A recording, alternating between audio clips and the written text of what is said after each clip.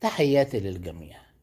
طبيعي جدا جدا جدا في ظروف مثل هذه الظروف بعد تعادل ريال مدريد، بعد خسارة ريال مدريد أمام فالنسيا، تبدأ وسائل الإعلام تشكك في كارلو أنشيلوتي.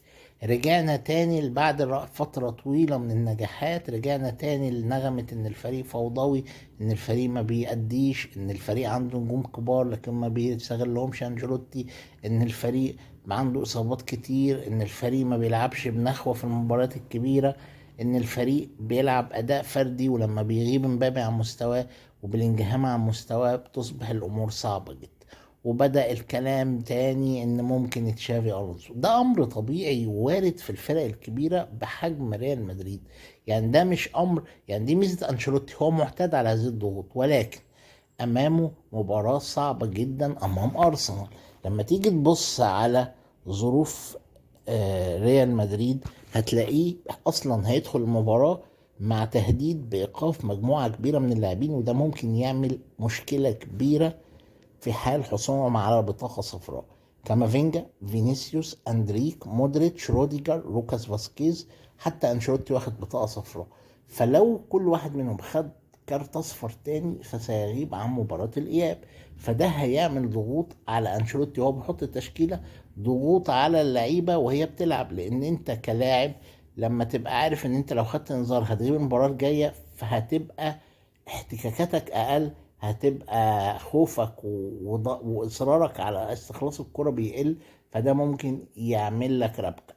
انشيلوتي يعتمد ان لعيبه ريال مدريد عندهم خبرات، لكن في مواقف وفي كور، وده انت ممكن تعترض على الحكم في كوره تاخد انذار تغيب عن مباراه الاياب.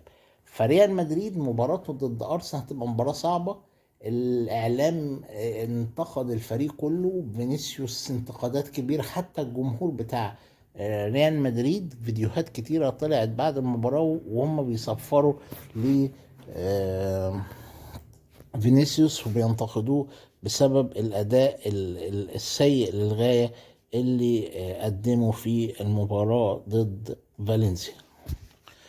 ريال مدريد عنده مباراة صعبة جدا قصاد أرسنال في الفلاي إميريتس، وعنده مباراة بعدها في الدوري ضد ألافس.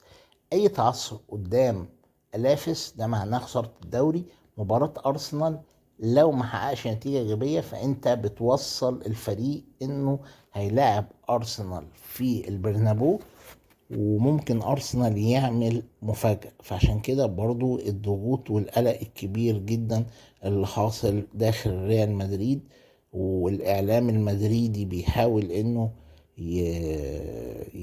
يعني بيحاول إنه يحفز اللعيبة، بيحاول إنه يطلع اللعيبة من القلق، لكن يبدو أن المباراة ستكون في غاية الصعوبة وفي غاية القلق، لأن ريال مدريد لن يتحمل مرة أخرى فكرة خسارة أي لقب، خصوصا إنه دخل في المرحلة الحاسمة. ريال مدريد عنده حسم في دوري أبطال أوروبا، عنده مشوار صعب جدا قصاد برشلونة، وعنده مشوار صعب جدا قصاد برشلونة في الليجا، وعنده كمان مشوار صعب جدا قصاد برشلونة في كأس الملك.